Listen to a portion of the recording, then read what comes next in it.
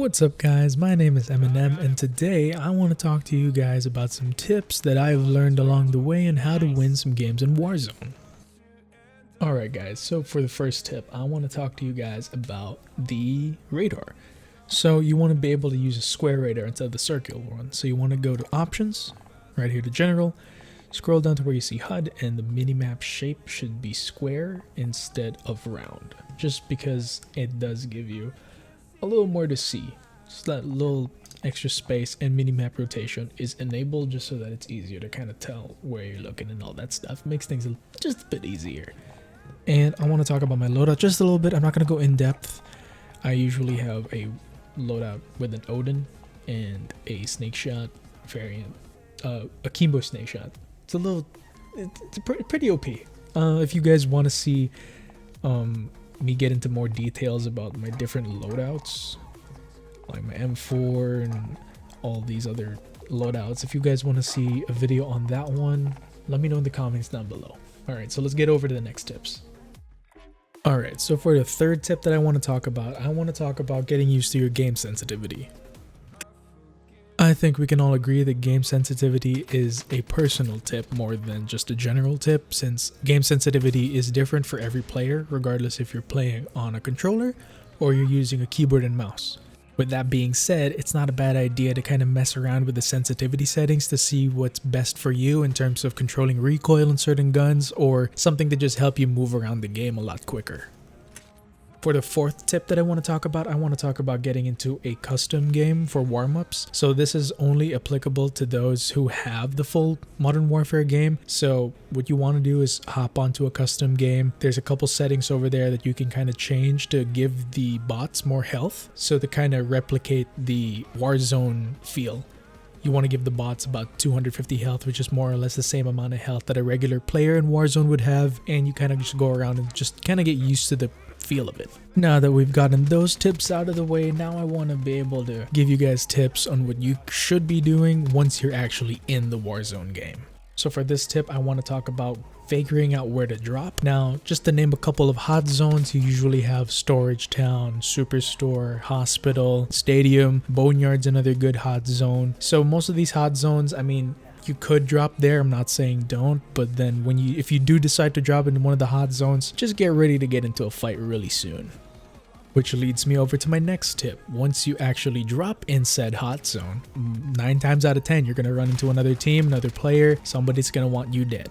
So transfers over to this next tip, which is figuring out what weapons to pick up first. Now a good one to pick up first is the MP7. If that's not around, the M13 is a good one, and last but not least, the SCAR.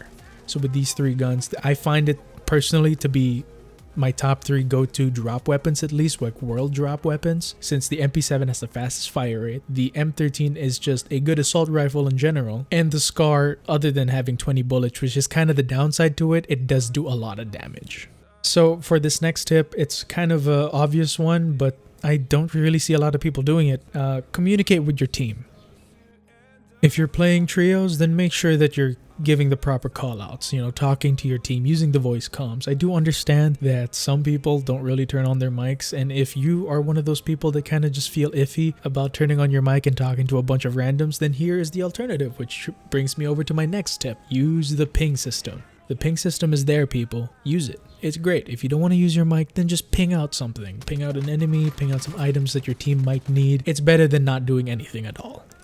Alright, for the next tip, it's more for leaning towards just playing for trios. Don't stray away from your team. I'm not saying huddle up together, because that's also a bad idea. You don't want one guy with an RPG to notice all 3 of you guys huddled up together. 1 RPG is all it takes, or 1 C4.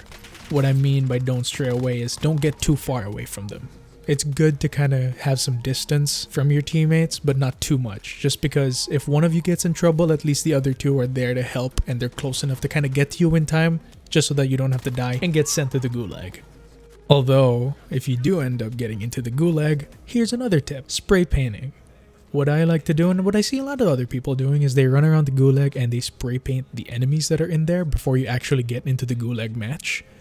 And the only reason why you do this is just because the Gulag is generally just a dark map, so it's kind of hard to see your enemies sometimes, especially if they're playing as one of the operators that have a little darker like colors to them, just so that it's harder to spot. Just spray paint them with the bright spray paint, just so that they're easier to see in the dark. Another tip is you don't want to stay in one location too long. Let's say you drop, you get some weapons, you kill a team or two. You don't want to stay in that area and wait for another team to show up, because 9 times out of 10, as you killed those teams, your location has been placed on the minimap, and other teams that could be nearby, they could try to come in and swoop in for the kill. They know you're low on ammo, you're probably low on armor too, since everyone just dropped. It's best to keep moving. Now I see a lot of people kind of playing differently when it comes to Warzone, and that's great, because there's a diversity in how different people play. I personally have 2 types of playstyles, so sometimes I play around the gas, so meaning I'm kind of just close to the edges of the circle, so as each circle closes I just move in closer and closer. And I do have some games where I drop into a hot zone and just try to kill as many people as possible. Although for this next tip, you want to be able to stay around the edges of the circle or near the gas once you get to the endgame circles. So it's usually the last 2 circles, just so that you avoid getting flanked on or having another team run in behind you or getting pinched in the middle of 2 teams. You really don't want to be that 3rd team in the middle.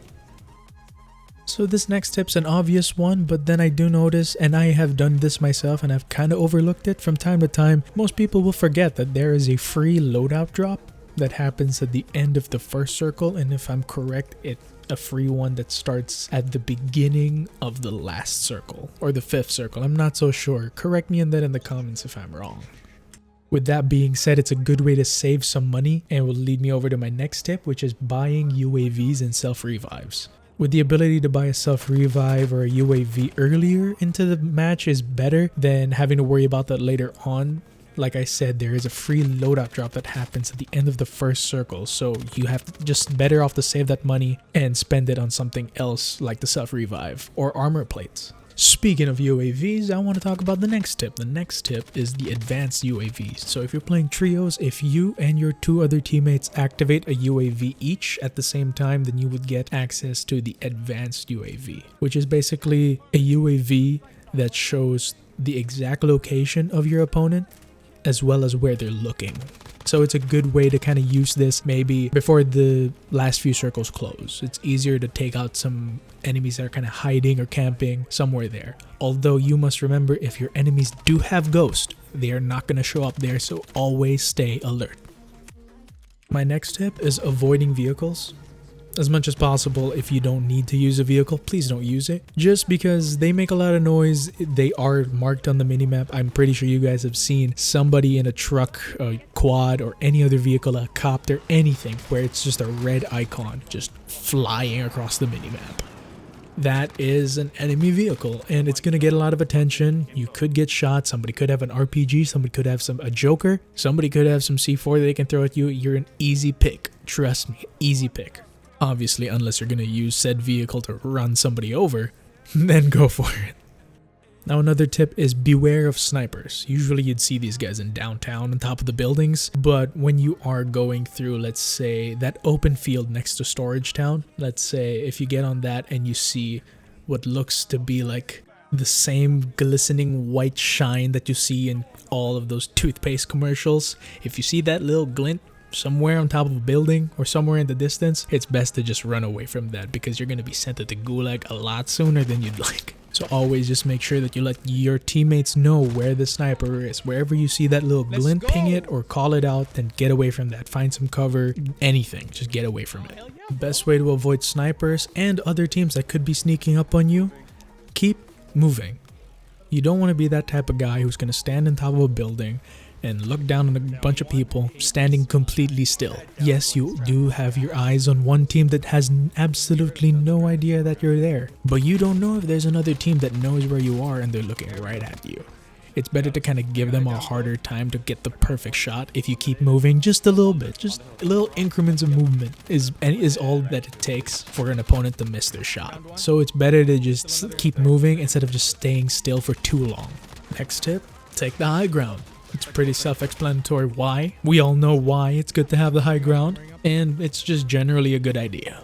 Now going back to the loadouts, you do have that heartbeat sensor, and what I personally do is before I enter a building, I pull out the heartbeat sensor, see if there's anybody in there. If nobody's in there, remember, they're not detectable if they have ghost on. So still, when you enter buildings, just be aware of that. Just be ready to get into an unexpected gunfight. This tip is leaned towards when you're dealing with trios. If you down one player, try not to focus all your bullets on the player that just got downed. When you down one, focus on the other two that are still alive because they're a bigger threat right now. You want to be able to use your bullets on those that can still kill you. And for this next tip, I want to talk about always aiming for the head. Now the headshots, they do have a damage multiplier, so it's a lot easier to kill somebody if you keep going for the head instead of just hitting their chest or their arms or anything else. Try your best to aim for the head. I know it's a little bit challenging, but once you get used to it, you'll be able to kill people a lot faster, trust me. Now this next tip kind of goes hand in hand with what I said earlier about the distance between you and your teammates, and this is rotations. Now you get into a gunfight and the enemy sees maybe two of your teammates. They haven't spotted you yet, or maybe they have.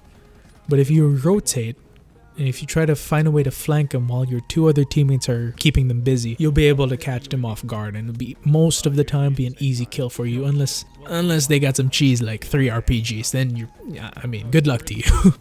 This next tip is picking your fights. Now, based on what type of weapon you have, you want to be able to pick your fights right. Let's say you have an AR and an SMG. You should be good for long distance shots or medium fight ranges and close range. But let's say you have a sniper and an AR. They're fairly good with medium range. You know, with that AR, you're good with medium range. Long range, you have that sniper. But if you have a close range, make sure that you pick your fights right. If you see somebody that's too close, maybe try not to go for it right away. Kind of pick your fights, people. My next tip is doing contracts. Now, my favorite contract to do is the recon contract. That's the one with the little flag on it. So the reason why I do this a lot is because when you do them and you finish the recon, you get to know when the next circle is going to be, where it is. So it's perfect for rotating towards that area just so that you don't get caught in the gas. Next one, I want to talk about the two types of flares. Now, you may have noticed you've seen some red flares and yellow flares. Now, for the red flare, that just means that a team has bought one of their friends from the Gulag. So be ready to see that one guy in a parachute that has nothing but a pistol and 2 pieces of armor coming down from the sky. Easy pick. And the second one is a yellow flare. The yellow flare is basically a recon contract. So if somebody's doing a recon contract, when they start and when they get to the objective, a yellow flare will shoot up into the sky, alerting all the players near them that, hey, there's a group here that is just sitting ducks. Try to go for it. We're almost done, people, alright? Trust me, don't worry, we're almost done. So with this tip, I want to talk about the C4s. Like I've been saying earlier, the C4s is great for getting rid of vehicles and a group of players that are really close up or huddled up together. It's a great way to get rid of them. It's just a good lethal equipment. For this next one, it's pretty simple. Keep calm. You don't want to panic when you're under gunfights. I do know it gets the heart beating, gets the heart racing really quickly. But you want to keep calm. If you panic, you'll make mistakes and you're most likely going to end up dying. Last but not least, I want to talk about experimenting with different weapons to see what works with you. Now for this one, I was able to learn about these new guns or to see what kind of guns work with me just because I've been trying to grind for those mastery camos, which is going great, by the way. I already have platinum in a lot of different classes and I'm almost there to Damascus. But like I said, going for those mastery camos have really taught me how to kind of appreciate the guns, to see their strengths and weaknesses. If you guys want to see that video, I'm going to put a card right above, right about now. So that's pretty much my tips for Warzone, guys. I hope you guys are excited for Season 3. Let me know what you guys think about Season 3. Are you excited for the new content? If you guys found this video helpful, go ahead and leave me a like down below. And hit that subscribe button and the notification bell just so that you guys know when I'm going to release a new video every single time. Thank you guys so much for watching, and I hope you guys have a great day, and I hope you all stay safe. I'll see you guys in the next one.